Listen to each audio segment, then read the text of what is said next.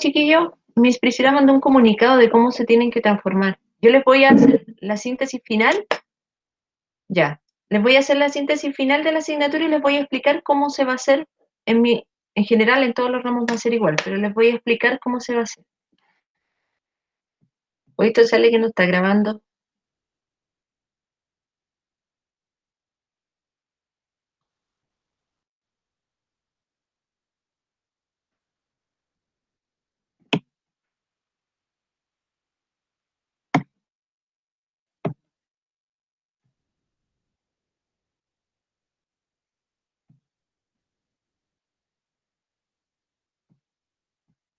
Política con tercero medio electivo, la última clase del semestre, de la 55 ya el número, y vamos a hacer el cierre final de los conceptos básicos. El objetivo de la clase es que usted logre analizar, fundamentar problemas presentes en textos filosóficos, considerando sus supuestos, conceptos y métodos de razonamiento e implicancia en la vida cotidiana. Ya en la clase anterior del día lunes empezamos, ¿no es cierto?, a revisar una síntesis de conceptos básicos, especialmente ciertas cosas que me interesa que queden muy claras, que es, por ejemplo, la diferencia entre una izquierda y una derecha y los ejes que la mueven. El eje de izquierda está relacionado, ¿no es cierto?, con buscar una igualdad dentro de la ciudadanía y con el concepto de justicia social. En cambio, el eje de la derecha, más que buscar una igualdad, busca que las personas sean libres en sí mismos, que el Estado no interfiera, ¿no es cierto?, en las decisiones que las personas pueden gestar. Entonces, nosotros ya habíamos partido, ¿no es cierto?, viendo movimientos políticos que podríamos definirlos, que son aquellos que encierran una ideología, que tienen una forma, ¿no es cierto?, con ciertas ideas, creencias y valores que dan una visión respecto a la realidad social. Esa es una ideología.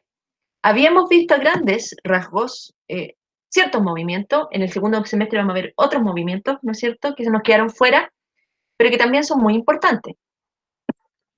Ahí se está conectando.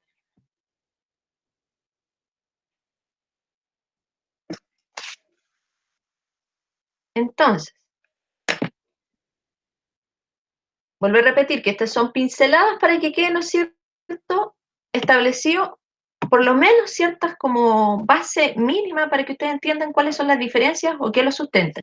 Con comunismo siempre tienen que entender, ¿no es cierto?, y retrotraerse a que el comunismo va a buscar la comunización de la propiedad y de los medios de producción, que pueden ser o que estipulaba, ¿no es cierto?, Marx, que eran todas estas formas de, entre comillas, que tenían, ¿no es cierto?, una nación para producir, que en el momento en que él observa la sociedad Marx estaban solamente dispuestas o estaban solamente determinadas por una clase que él llamaba la burguesía. Entonces, con Marx, todo lo que tiene que ver con medios de producción y propiedad privada a cargo de la burguesía se va a abolir, es decir, se va a desaparecer, se va a expropiar y el Estado se va a hacer cargo de ello para redistribuir. O bien que el Estado se va a quedar, ¿no es cierto?, con eso y va a armar su propia como organización y va a trabajar de acuerdo a su forma de establecer, ¿no es cierto?, estos medios de producción. ¿Qué es otro que es importante dentro del comunismo, dentro de lo que postula Marx? Que tiene que existir una sociedad sin clase, y para que exista una sociedad sin clase se tiene que derrumbar, ¿no es cierto?, esta hegemonía propiamente de la burguesía respecto a todo el orden social. Una sociedad sin clase es necesaria en el sentido en que tienen que abolirse todas estas diferencias para que haya una sociedad igualitarista, como dice ahí. Y esta sociedad igualitarista o esta, ¿no es cierto?, sociedad sin clase va a tomar el control del Estado a través de una primera etapa que se llama la dictadura del proletariado, que va a estar simbolizada a través del Partido Comunista. ¿Cómo se va a llevar a cabo esto? A través de una revolución, ¿no es cierto?, con ciertas características que son más bien violentas, porque Marx, al igual, por ejemplo, que Maquiavelo y que el anarquismo, pone en stand-by o pone la moral como encerrada en otro cubículo al momento de insertar su teoría política. Recuerden que el hombre marxista, para Marx, tenía que ser un hombre de acción, de praxis, de llevar a cabo las cosas, no un hombre de reflexión, ¿no es cierto?, que se detuviera frente al fenómeno social. También hay que recordar que la teoría de Marx, ¿no es cierto?, está dada en un contexto social sumamente complejo, en el cual, ¿no es cierto?, había muchas dificultades o había muchas, ¿no es cierto?, irregularidades en cómo era el trato entre el empleador y el empleado. No se respetaban, ¿no es cierto?, horas de colación, las jornadas laborales eran extensas, no había, por ejemplo, compensación si un trabajador se accidentaba en, en- en el lugar de trabajo, había, ¿no es cierto?, trabajo infantil, no había ninguna regulación o ley que le diera, ¿no es cierto?, como un grado de resguardo a los trabajadores. Frente a esas injusticias, Marx genera esta forma de concebir una nueva sociedad. Ese es como el contexto histórico. Por eso de pronto es tan radical la forma en que plantea ciertas situaciones. Ahora, nosotros vimos a grandes rasgos el comunismo en más de una clase, creo que nos detuvimos en 3 clases y observamos, ¿no es cierto?, también en ciertos países donde el comunismo se ha llevado a cabo, que fue, si no me equivoco, Corea del Norte y China, y vimos cómo el Estado, en cierta medida, es el que controla todo para estipular, ¿no es cierto?, estos principios. Después vimos el liberalismo económico, pero vamos a ir por este orden que lo puse acá mejor. Después vimos el nazismo y el fascismo. Lo puse como juntitos porque son en el fondo primos hermanos, por decirlo de alguna manera. Ambos promulgan la desigualdad. Si el comunismo buscaba la igualdad de todos los ciudadanos, el nazismo y el fascismo, en cierta medida, exaltan esta desigualdad que para ellos es algo natural, en la cual los mejores tienen que estar a la cabeza por sobre los que no son los mejores, ¿no es cierto? Por eso dice la necesidad de esta desigualdad para que tenga que ser gobernado por los mejores. ¿Qué es lo que promulga el nacionalismo tanto como el fascismo? Un fuerte nacionalismo, patriotismo asociado, ¿no es cierto?, a consideraciones de carácter racista. Lo vimos también bastante graficado en lo que fue el nazismo, ¿no es cierto?, donde hay una preponderancia de considerarse una raza superior y, ¿no es cierto?, menospreciar a otro tipo de razas, por ejemplo, los negros, ni qué decir con los judíos, porque eso también nos detuvimos a verlo a cabalidad. Pero esos son los puntos como centrales que los distinguen. Entonces, si alguien le dice que es nazi, pero que no es racista, es una mentira. Después vimos el liberalismo económico con este señor que lo promulga, que es Adam Smith, que es diferente al liberalismo político. Si bien tienen cierta base común, que es la libertad, ambos se distinguen, ¿no es cierto? Porque Smith busca cómo ver qué cosas son las que en cierta medida generan la riqueza en las naciones. De hecho, el texto donde él promulga esto se llama así, la riqueza de las naciones, y empieza a averiguar por qué a ciertos países les va mejor en el plano económico que a otros. Y así llega, ¿no es cierto?, a una idea de hombre o una idea que nutre la economía, que es el de interés egoísta. Aunque suene así como paradójico, mi interés egoísta hace que surja una sociedad. ¿En qué sentido? En el sentido, ¿no es cierto?, que este interés que yo tengo por tener más va a ser, ¿no es cierto?, que en la medida que yo coloque, ¿no es cierto?, un negocio y quiera tener más riqueza, voy a ir involucrando también a otras partes de la sociedad en la medida que voy a ir contratando personas, en la medida que voy a ir dando trabajo, y eso va a ir, y eso va a ir haciendo que yo me empiece a gestar como una cadena que arrastre a los otros. Y eso, si se da en una sociedad, ¿no es cierto?, va a provocar finalmente, dice Smith, el bien común para todos. Ahora, ¿cómo se promulga eso? Dice Smith, cuando el Estado no interviene en la economía. Si el Estado interviene en la economía, dice Smith, se genera la corrupción, que en el fondo los políticos se hacen arreglines de bigote, se podría decir, con los empresarios, y eso es lo que él denomina como mercantilismo, en el capítulo primero de este libro que les nombro. Entonces, frente a eso, él dice que no tiene que haber un Estado que se intrometa en la economía. Así como el Estado se separó de la religión, el Estado también se debería separar de la economía, porque ahí siempre van a haber como, entre comillas, conflicto de intereses. Ahora, ¿qué es lo que tiene que hacer el Estado? Intervenir lo menos posible y solo resguardar la paz y el orden social. Se tiene que dar una libre competencia y el valor de los productos, por decirlo de alguna manera, va a venir de acuerdo a la demanda del consumidor, que eso también es algo que no lo tenían presente, por ejemplo, Marx. Cuando Marx estipula el capital, el valor, por ejemplo, que él le asigna a los productos va a venir de acuerdo al trabajo que realice el trabajador, valga la redundancia. Sin embargo, Smith dice que no. Yo puedo estar toda una vida trabajando, por ejemplo, en algo, pero si ese algo en lo cual trabajé no le interesa a nadie más, el valor de lo que yo hice solamente va a ser para mí. Y en economía eso no tendría mucho sentido. Ese es el liberalismo económico. Liberalismo político, estipulado por este otro señor, John Locke, que anda por ahí por la época de Adam Smith, 1600 y tanto, fines de 1500. ¿Qué es lo que dice John Locke? Locke dice que las personas tienen ciertos derechos naturales que el Estado tiene que resguardar cuando se constituye. Y estos derechos naturales tienen que ser la vida, nadie tiene el derecho a quitarme la vida; la libertad, nadie tiene derecho a quitarme la libertad; y la propiedad privada, nadie tiene derecho a quitarme la propiedad que yo tengo. Entender esta propiedad netamente como un resguardo que yo tengo para mi vida. De hecho, Locke estipulaba, ¿no es cierto?, que la propiedad también tenía que tener límites. Una persona no tenía que tener toda la propiedad, por ejemplo. Eso aparece en un texto que él estipula, ¿no es cierto?, los derechos de propiedad. Y en ese sentido, las democracias liberales siempre tienen a Locke como base. Esas son como las bases para los derechos fundamentales que albergan muchos países, incluso en Chile, aun cuando no se cumplen. Y después tenemos el anarquismo, que lo vimos, ¿no es cierto?, con dos autores, como el anarquismo como una base, ¿no es cierto?, también, o está como paralelo al comunismo, que lo vimos con dos autores importantes, que era Proudhon, un francés que se denominaba, de acuerdo a cómo lo concebía Marx, como socialismo utópico, y después tenemos a Bakunin, que es un ruso. Bakunin era mucho más radical, porque Proudhon decía, ¿no es cierto?, que las personas deberían, en cierta medida, volver a una forma de convivencia no regulada por un Estado o por un orden jerárquico de manera natural, sin violencia. En cambio, Bakunin no. Bakunin decía que tenía que ejercerse violencia para erradicar todas estas estructuras jerárquicas que oprimían a la ciudadanía.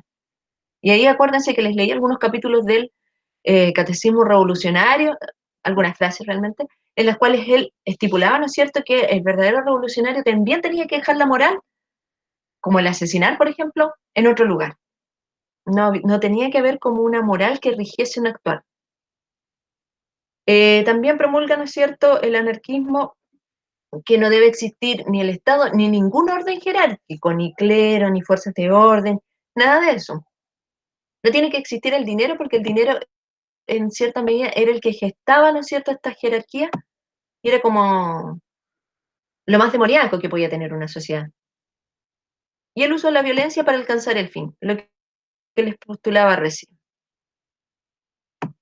Aquí, ¿no es cierto?, muchos de estos movimientos políticos o posturas políticas toman como referente un estratega político del 1513, que es Maquiavelo, que también lo vimos, y que lo que dice Maquiavelo puede verificarse hasta el día de hoy. Por más que la política en el papel a usted le diga que rige por el bien común y que uno lo crea como ideal, en la praxis o en la práctica, cuando se ejecuta, muchas veces ese bien común es solamente escrito en un papel. ¿Qué quiere decir esto? No se respeta.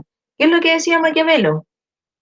Que lo que importa en la política es mantener el poder, que la moral es un estrato que tiene que estar desligado de la política.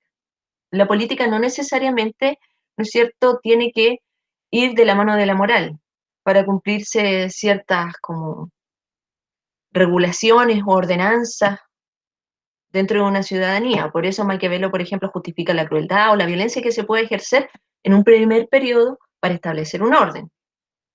Él, en cierta medida, justifica una violencia política. Aquí yo puse, esto lo copié textual, ¿no es cierto?, de un texto que saqué, pero aparecen como ciertos puntos relevantes. Por ejemplo, dice, el bienestar del Estado es responsabilidad del gobernante, la propia moralidad del gobernante es menos importante que el bien del Estado. Es decir, yo puedo ser una buena persona y tal vez ciertas medidas van en contra de mis principios, pero si esas medidas son buenas para el Estado, yo tengo que dejar mi moralidad de lado. Y se debe lograr por cualquier medio, aunque sea el mejor, aunque sea el engaño y la intriga. O sea, el bienestar del Estado tiene que estar regulado por cualquier principio, aunque, no sé si decir principio, pero por cualquier razón, aun cuando estas sean falsas, ¿no es cierto?, y que engañen a la ciudadanía. ¿Por qué? Porque la moralidad, vuelvo a repetir, no es lo importante y finalmente al gobernante se le juzgará por los resultados más que por los medios que haya utilizado. El gobernante prudente no puede ni debe cumplir su palabra. Esto es muy actual, ¿eh? Si uno analiza, por ejemplo, cómo se rige la política actual y uno ve el imperante mundo de la posverdad, de las fake news que aparecen en los medios de redes sociales, por ejemplo, se da cuenta que el engaño y la intriga es un objetivo, pero o una estrategia, mejor dicho, muy, muy usual en la política hasta el día de hoy. Por ejemplo, analizamos con cuarto medio, porque con ellos veo como problemas del conocimiento y vemos como el tema de la verdad. Analizábamos cómo, por ejemplo, en las redes sociales, muchas personas no logran distinguir cuando una noticia es falsa. Y el 70% de las noticias falsas son noticias de carácter político, que apelan, ¿no es cierto?, como hablamos hace mucho tiempo atrás, a la demagogia y el sentimentalismo que yo puedo imperar o que yo puedo provocar en un otro para manipularlo. Entonces, Maquiavelo hasta en la actualidad es muy, muy contingente, es muy actual, aun cuando se haya sido un caballero de hace muchos años atrás. Y por otra parte, teníamos otra visión política que contrastaba con Maquiavelo, que de hecho Tomás Moro le escribe pensando un poco en Maquiavelo y en la época en que él está viviendo, que es la de utopía. Una utopía es algo irrealizable, algo que no se puede dar, pero que sin embargo está presente como un ideal, podríamos decir. Cuando yo trato de establecer una utopía, en la realidad muchas veces genera como lo opuesto, que es la distopía, que también lo vimos a través de esta película que analizamos que era 1984. ¿Cuáles son las características que distingue Tomás Moro de una utopía social? La igualdad social. Igual eso es un punto llamativo porque la igualdad social es algo que en cierta medida se promueve en muchas políticas, en muchas aristas de la política, ya sea en políticas públicas, en discursos políticos, y Tomás Moro dice que es utopía. La tolerancia religiosa también lo ve como una utopía Tomás Moro. El imperio de la ley. El imperio de la ley, ¿no es cierto?, es que uno respete la ley, que la ley siempre sea respetada, hasta las más mínimas, como le hablaba la otra vez, que es un respeto como cruzar la calle con luz verde.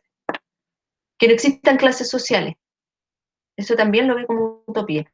Y la felicidad de esta utopía, dice Tomás Moro, está dada por el Estado, no por el ciudadano en sí, sino que por el Estado y la organización. Eso va a hacer que el hombre alcance la felicidad. Sí que fui como una metralleta, pero si alguien tiene dudas al respecto,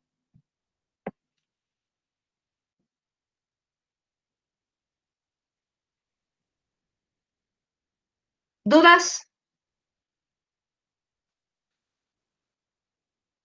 no me dice el Daniel.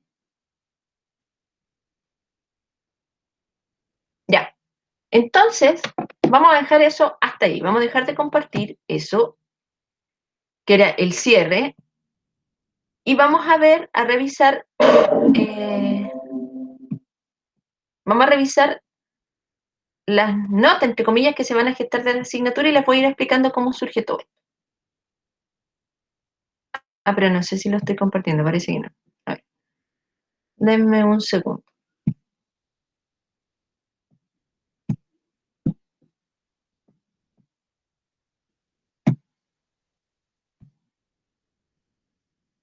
Y ahí deberían compartirse en unos minutos la forma en que vamos a cerrar el semestre. Yo hoy día devolví varios trabajos para que ustedes tengan como certeza respecto a cómo se evaluó los puntajes que obtuvieron. Los puntajes, llegó hoy día el comunicado de Miss Priscila, que es en el fondo la que está a cargo ahora y la que está dando como las orientaciones a los profes de cómo tenemos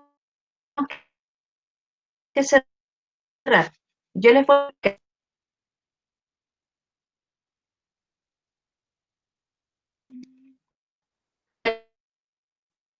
tanto para grabar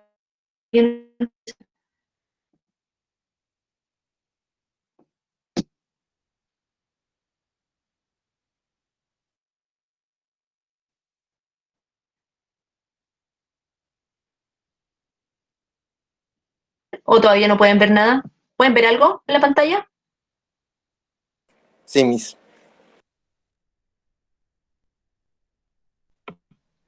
Todas estas personitas. Las personitas que están con amarillo, los alumnos Fernando Taiza, Gabriel Fuente y Alexia Singer, no tengo nada para evaluarlos, exceptuando a la Alexia que me hizo el trabajo de falacias, pero se equivocó y me hizo otro. Sin embargo, le voy a evaluar ese nomás, porque ella trabajó en otro que era mucho más largo, de hecho, y lo hizo igual. Los trabajos hasta esta fecha, que era en mayo, ni siquiera solamente se le ponía un puntaje, pero supuestamente no iban a llevar una calificación porque iban a ser de carácter formativo. Sin embargo, llegó la instrucción de que tienen que llevar una calificación, pero con un porcentaje de evaluación que es del 4%. Es decir, la escala es del 40%. Es bastante baja, porque generalmente cuando uno evalúa es al 60%. La motivación para evaluarlo al 40% es que la situación de la pandemia, el hecho de que los estudiantes recién se estuvieran como incorporando esta nueva forma o técnica de estudio, de trabajar, hizo, ¿no es cierto?, que no pudieran rendir, o hace que no puedan rendir a cabalidad. Por eso se evalúan al 40%. Yo tenía corregido estos trabajos hace rato, pero no los había devuelto. Ahora, en la gran mayoría, yo a todos les puse ahí en las notitas cuáles habían sido las falacias que habían tenido errores. Y de 9 puntos, que era el total, aquí está, de 9 puntos, que era el total, la gran mayoría tuvo 7 hacia arriba. La Francisca tuvo 8 y el resto tuvo 7. Se equivocaron en dos falacias que no lograron reconocer, que eran hombre de paja, que es cuando yo en cierta medida desvirtúo el argumento de un otro para darlo vuelta, y la otra era verecundia, que era la falacia número 5, si no me equivoco, en la cual yo en cierta medida estipulo un argumento porque lo dice una autoridad, o lo valido porque lo dice una autoridad, no necesariamente porque es verdad. Entonces, ese fue el punto. Como esto está evaluado al 40%, las notas son las siguientes. Con 9 puntos era un 7. Con 8 puntos, que la Francisca tiene un 6,4. Esperen, que sentí una pregunta.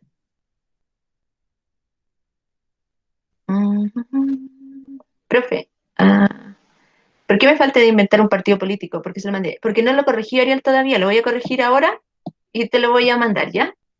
Tranquilito. He tenido muchas cosas. Como esta información llegó ahora hace poco, he estado como full haciendo esto, pero te lo voy a mandar en el transcurso de la mañana. Entonces, para la gente que tuvo puntitos, que entregó tareas en clases, tercero medio, no es el plan común, este es el electivo, que son casi todos, yo les voy a subir décimas para que estos puntitos no se desperdicien. Por ejemplo, si la Francisca tiene 5 puntos, ella tiene un 6,4, le subo sus décimas a 6,9, por ejemplo. Si el Francisco tiene 3 puntos, le subo de un 5,9 a un 6,3, y así. Esos puntitos se los voy a tirar a esa. Después, dijo Miss Priscila que a partir de las evaluaciones posteriores, la escala ya subía a un 50%.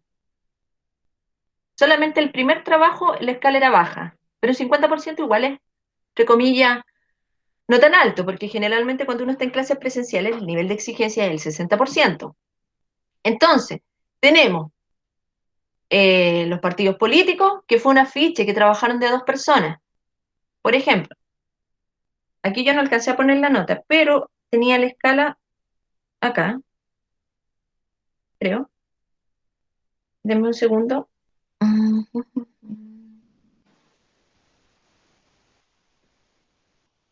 Con 36 puntos, obviamente es el 7, y que tienen varios compañeros acá el 7. Con 34 puntos, que algunos que tienen ahí, es un 6-7. Y con 33 puntos, que otra persona que está ahí, tienen un 6-5. Esas notas las tengo que poner porque vuelvo a repetir, esta información me llegó hoy día en el transcurso de la mañana y no alcancé a hacerlo. ¿Qué otras cosas evalué? Porque como habíamos tenido tantas tareas, pero en el fondo no pude poner como puntitos o nota de calidad, solamente estoy evaluando las tareas que hicimos en clase. Y las tareas que hicimos en clase son las de la película, donde al parecer casi todos tienen el 7 porque tienen el puntaje completo, los 10 puntos, que es el 100% que era el logrado, la reflexión política, que es la última tarea, que en el fondo es una tarea que propone el programa ministerial, como para ver cuáles son los argumentos, nos evalúe si están bien los argumentos, si están mal. La idea es que usted, o sea, los argumentos sí los evalúe, no la postura que usted podía tener. Los argumentos en general estaban bastante bien. Hay algunas personas que están muy claras y eso me gustó mucho de leer. Y esta otra tarea, que era la tarea del contrato social, ¿se acuerdan que hicimos? Que era una tarea en la cual ustedes tenían que poner como los puntos que le pondrían a una constitución, la dividí en dos. ¿Por qué? Porque esta tarea del contrato o de la constitución, los puntos que usted pondría en un contrato, un pacto, constitución, ya la habíamos hecho, pero la habían entregado muy poquito. La había entregado solamente el Miguel y el Daniel. Y el otro texto fue un texto cortito de Locke, donde ahí desconté algunos puntos por las respuestas, pero eso también lo devolví y ahí aparece por qué les desconté. El puntaje completo de eso era 6 puntos, es decir, con 6 puntos usted ya tiene un 7. También evaluado al 50%. En general, las notas yo creo que van a estar re buenas porque tengo uno, dos. En general, todas las tareas que hicimos en clase, la gran mayoría tiene el 7. Solamente la falacia, y que fue lo que menos se evaluó con porcentaje más bajo, es donde las notas pueden estar un poco más bajas. Ahora, son las 2:15. ¿Les parece que si quieren, lo podemos hacer de la siguiente manera? Siguen en línea y yo termino de hacer esto y se los muestro finalizado. O lo otro que podríamos hacer es que como son las 2:15, conectarnos de nuevo a la 1 y a la 1 les muestro cómo quedaría esto cerrado. Pero que el trabajo del partido lo hice con la Fernanda Thaís. Entonces me falta colocarla a ella acá.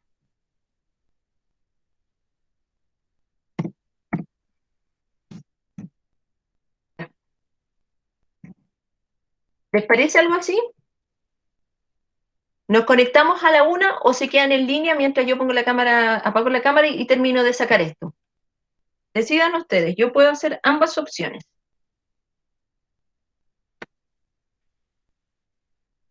De todas maneras, estas notas se van a subir a una plataforma, por lo que tengo entendido, que todavía no tengo ni clave ni nada, pero se van a subir a la plataforma para que los apoderados, supongo que a través de un informe, se les haga saber. Sé, porque también estaba dentro del comunicado que estipuló Miss Priscila, que se les mandó como un comunicado a los papás contándoles esta situación, cómo se va a hacer. Es una decisión del colegio. Y el segundo semestre vamos a partir inmediatamente con notas. Ya no va a ser como logrado, no logrado o medianamente logrado. Mm, Ya nos conectamos a la 1 mejor entonces, porque no veo como muchas respuestas. ¿O lo están sacando ustedes solos?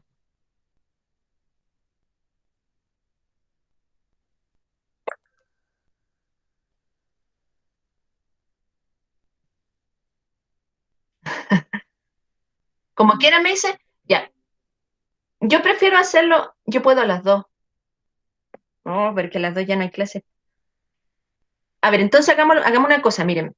Eh, sí, pues, no, a ver, hagamos una cosa. Yo voy a poner la cámara en negro. Dense una vuelta y estén atentos, sí, porque cuando tenga listo voy a empezar a hablar, ¿ya? Ah, me refería a las 2. Ya, entiendo. Son los errores del chat. Hagan una cosa, yo voy a poner la cámara en negro, dense una vuelta y en unos 10 minutos se acerca nuevamente, voy a empezar a hablar porque ahí ya lo voy a tener listo. ¿Les parece? Para hacerlo rápido y salgamos de esto rápido también. Y no creo que me tome tanto tiempo.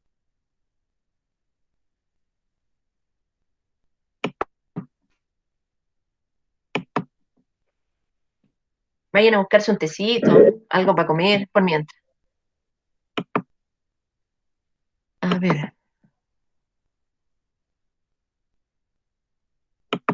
El Francisco Cubillo está. Cubillos, cubillos, cubillos. Francisco, mira, en, me falta un trabajo que es el del contrato social, que es el del, déjame revisar la fecha, del 6 de julio. No te tengo en la plataforma. Parece que tú justamente esa semana faltaste, porque puede ser que te hayas perdido esa clase donde hicimos la tarea. Usted la puede empezar a realizar ahora o bien tiene hasta el lunes para entregarla. Hasta el lunes hay plazo para trabajo atrasado de los alumnos que no han tenido dificultades con la plataforma. ¿Ya? Para que lo tenga claro. Acuérdese, 6 de julio, para que lo revisen en el tablón.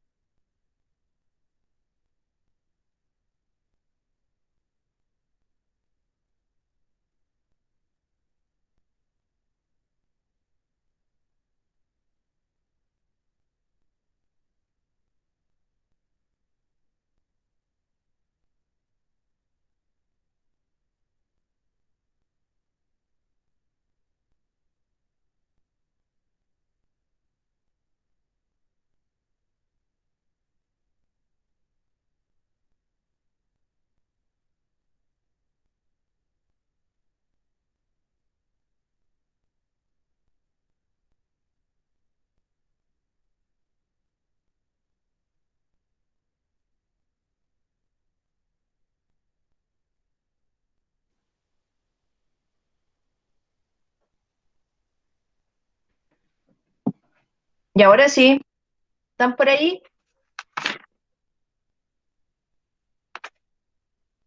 Ya, miren. Sí, Miss. Chiquillo, a ver, espérame. Francisco, ¿no sabes cuál es? A ver, dame un segundito, el resto que me espera un minuto para explicar al Francisco algo. Tareas, tareas.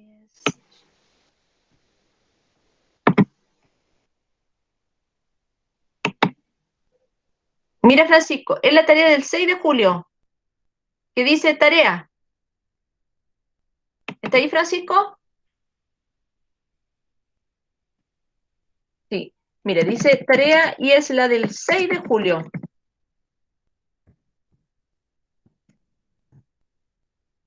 Esa es la que te falta para que la termine.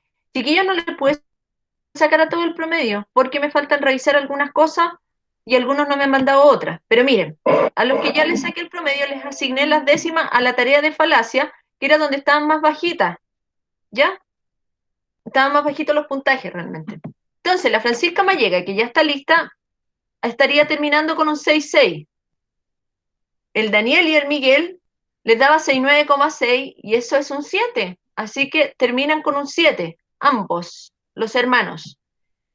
El Diego me estaría terminando con un 6,8 y el Marco Villana le dio 6,9, 6,8 como y tanto. Entonces, subiendo décimas de las tareas. Cuenten cuántas décimas le subí, que yo tenía anotada acá, por son, tomando en consideración que el puntaje que era 5,9, subió la nota 6,6, 6,1, 6,7, 6,6.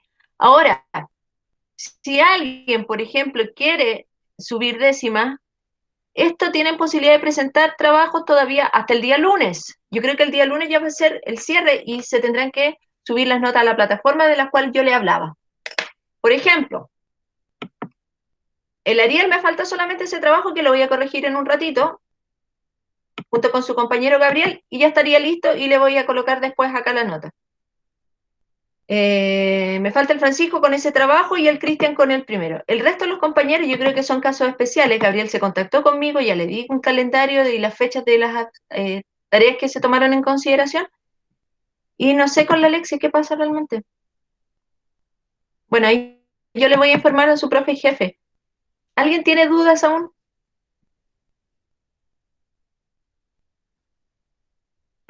¿Quedó claro? Bueno, en general le fue bastante bien, yo estoy bastante conforme.